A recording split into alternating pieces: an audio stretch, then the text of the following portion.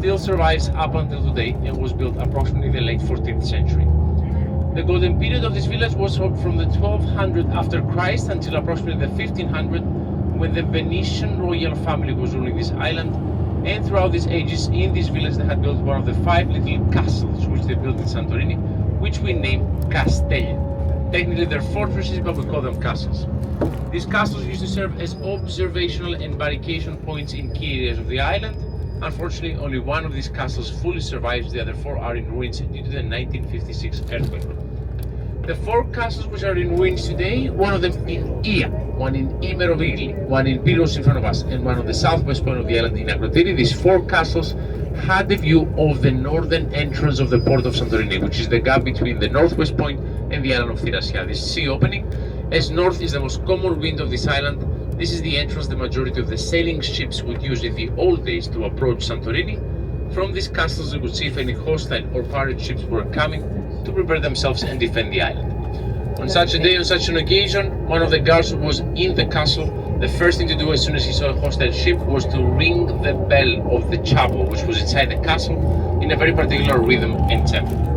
The next person to hear him would do the same to the nearest church or chapel, and so on and so on. Just so you know, the island has more than 600 churches and chapels.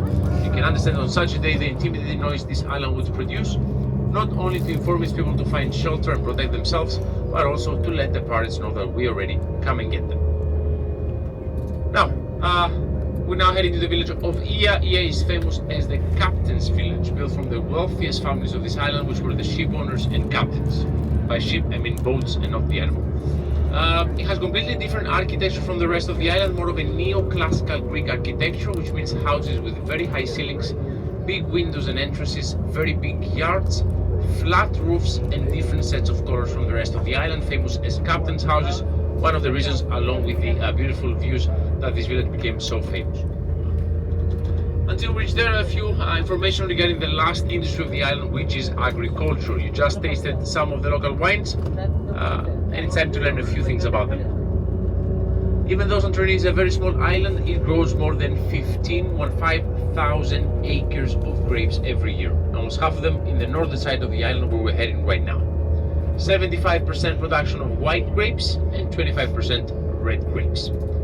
The most important white varieties are the 3 A's, Assyrtiko, Athiri, Aidani.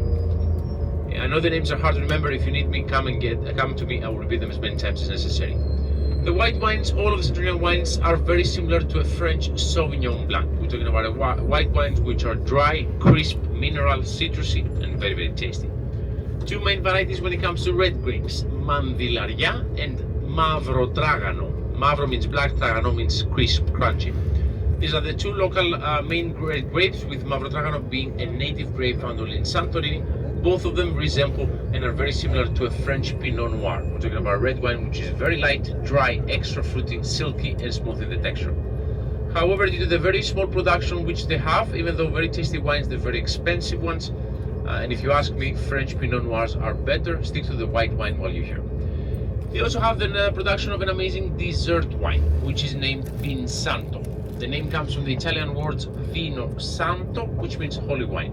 Probably the most unique and important item this island produces. Vinsanto is identical to a port wine. So we're talking about a very sweet dessert wine, which they usually serve after dinner. However, a few particularities make Vinsanto very, very unique in regards to other dessert wines. Forgive me.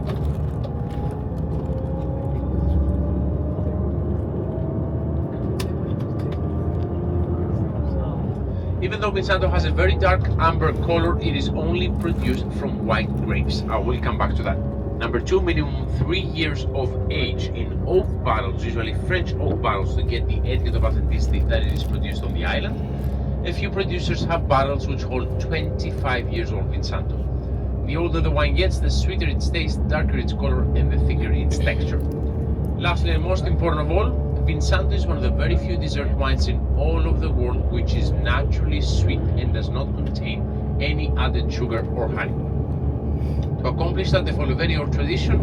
When the harvest month comes, which in Santorini takes place only once per year, from the beginning or mid of this month, August, and until the mid or end of September, all the grapes collected for Vinsanto are left under the sun for up to 2 weeks to dry and sweeten. The sun dehydrates the grape, which in turn causes a chemical reaction which makes the grape produce its natural sugars, which give the very, very sweet taste to the wine.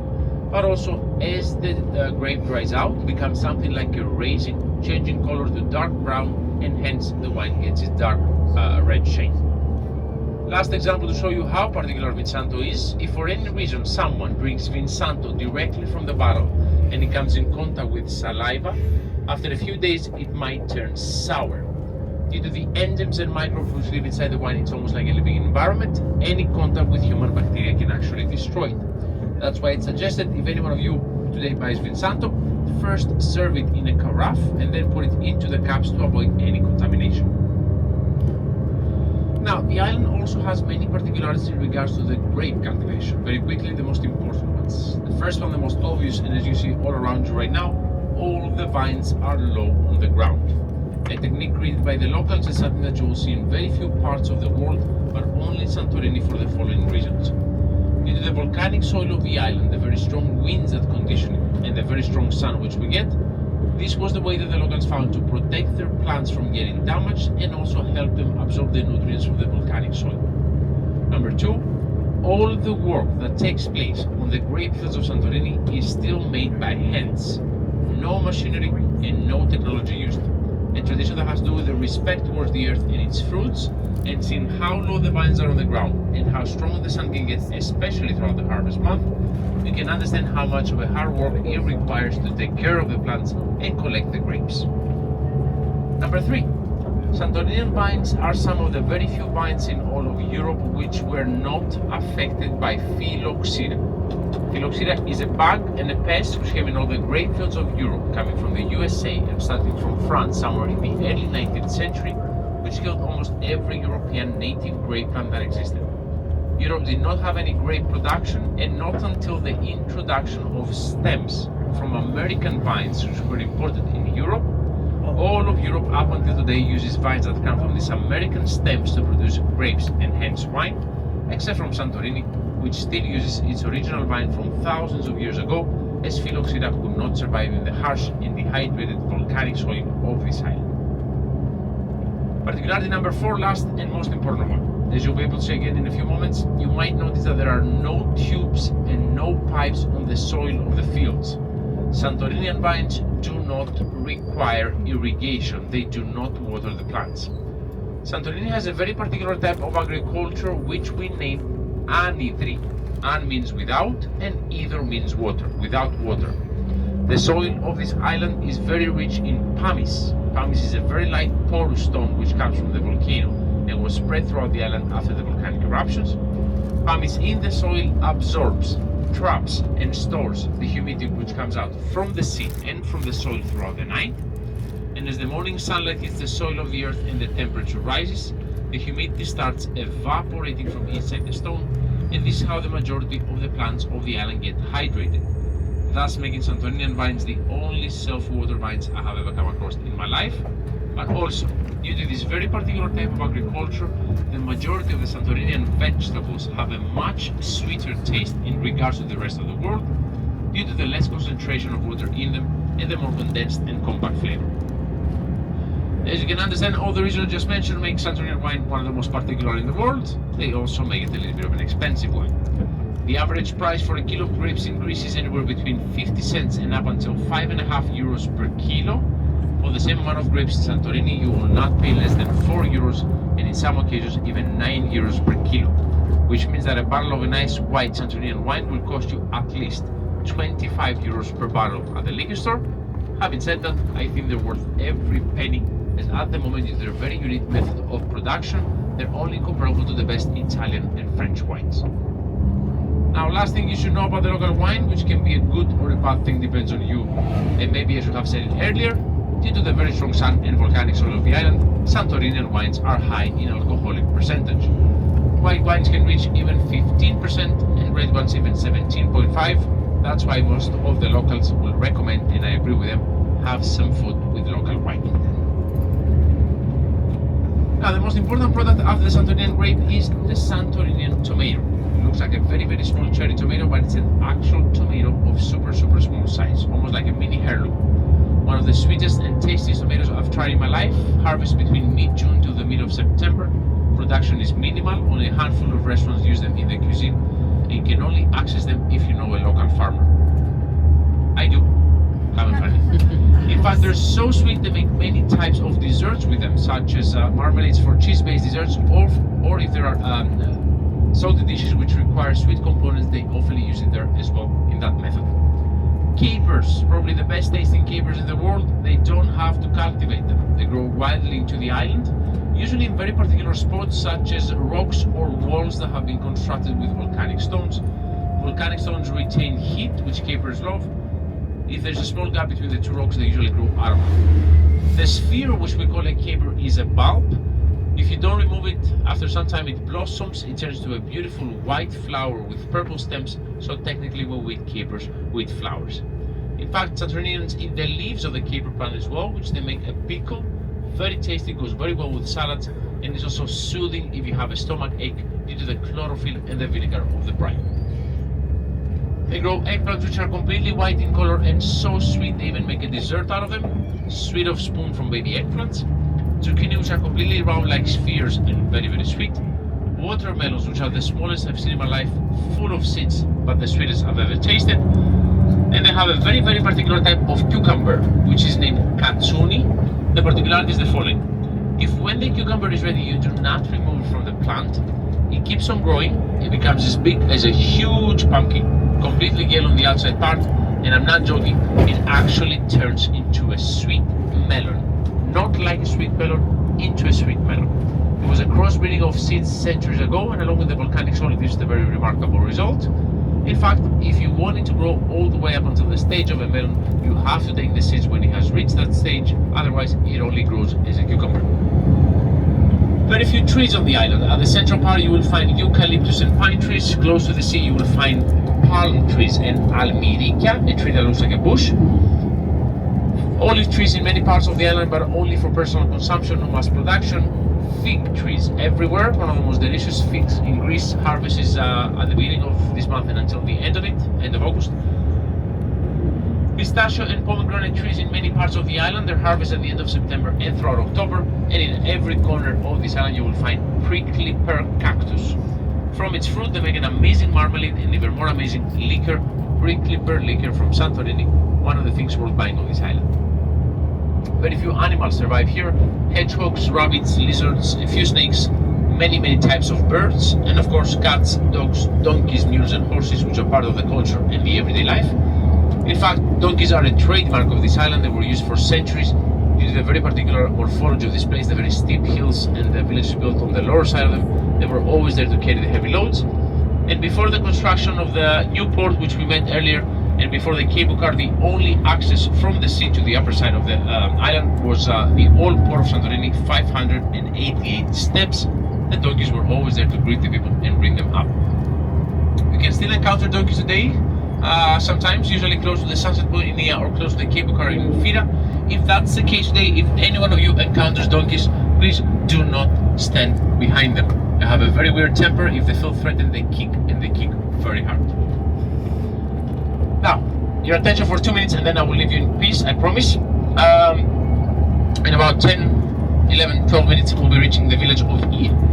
As soon as we arrive, our driver Mr. Makis will drop us off at the main parking lot of the cruise ship buses. It's a very obvious place. It's a very big open space with only bus park in it. The same place we will get off from the bus is the same place we will meet again. We will not meet up in the village, we'll meet back in the bus we will get off from it. I will tell you the exact time as soon as we arrive there.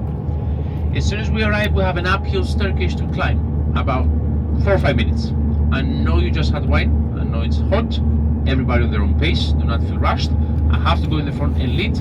If we're walking too fast for you, please wait for me at the top of the staircase. As soon as I set the other people free, I will come back for you, I promise, just so I can accommodate everybody. As soon as we arrive at the village, I will escort you to the main church of the village, which is a reference point. Everything that comes to the right side of the church facing the sea, I will repeat those things, is the old part of the village, the point of interest. That alley takes you all the way up until the edge of the cliff, the sunset point, and the ruins of the old Venetian castle. It's the most beautiful part of the village. It also has the best shops, and as you walk right after the church and towards the sunset point, All the alleys on your left hand side always lead you to the caldera and the beautiful architecture of the village. So if you were looking for a good picture, the left side as you walk towards the sunset is the nicest one.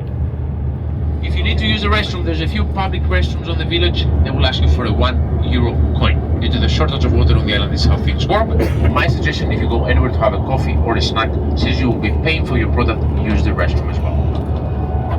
I will also show you where I will be seated throughout our stay. If any one of you needs any help, assistance, if you just like some company, come and find me. I will remain there at that spot until 10 minutes before our meeting time, and then I will start heading down towards the bus as well. Please do not bring any food or drink items when you return the bus. We found a very, very clean bus. Please help me keep it that way and respect Mr. Mackey's time. Santorini is one of the safest places on earth, but it's full season. It's a very narrow streeted village. It doesn't happen often, I don't want to frighten you, but there are still sometimes people with longer hands than they're supposed to have. Just be alert. If you have a funny pack or a backpack, keep it in the front side of your body with the zippers closed. You always have the option, if you wish to leave any personal item that you want in the bus. It's the safest place on the island. Just be a little bit cautious. Few last things, practical things. If you're going to need an ATM to withdraw cash, do not use the ATMs that only say the word ATM. It must state the name of a bank, such as Alpha Bank, Piraeus Bank, or National Bank. If it only says ATM with yellow letters, it's a privately owned thing. It's very, very expensive, and it's a scam. Tipping is appreciated in Greece, but it's not mandatory. If anyone asks you for mandatory tips, it's not true. Okay. You're welcome to give if you like, but it's not mandatory. Do not drink the water from the tap at any point. It's not drinkable. Any questions? Okay, I'll shut up my mouth. I will see you in a few minutes. Thank you.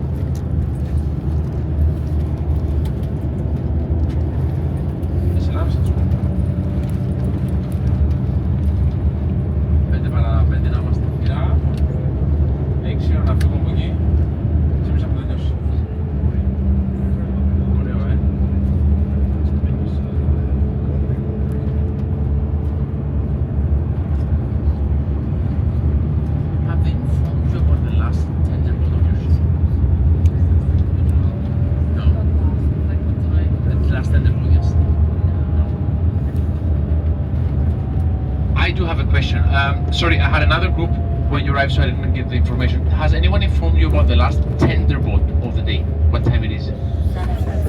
7. Okay. Technically, in this tour, usually there is the option if someone wants to proceed on their own, then you're not obliged to come down with me in the port.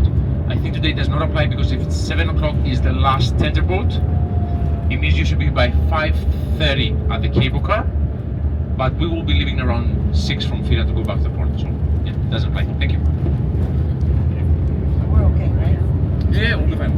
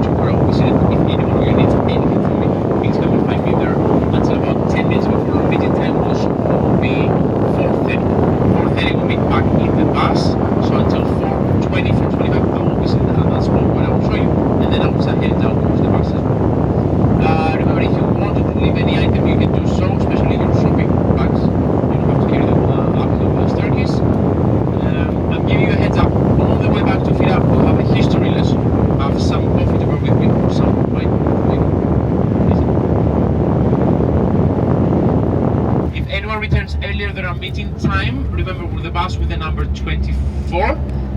Please also check that it states your cruise ship name. There might be other 24s from other cruise ships. This is my last year on the island. Do not make me famous. Do not get in the wrong bus.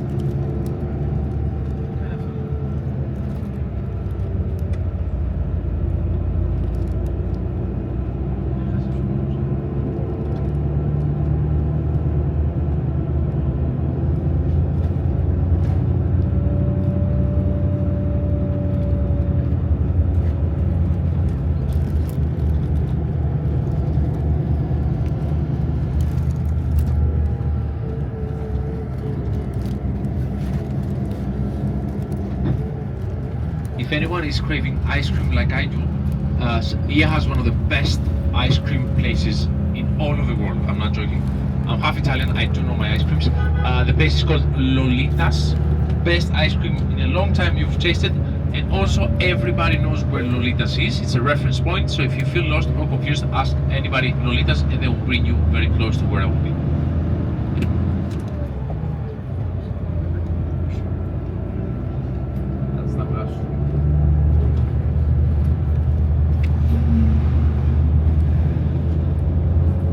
So in a few seconds to your right, you will see this very, very big parking lot. We are very, very, very, very lucky.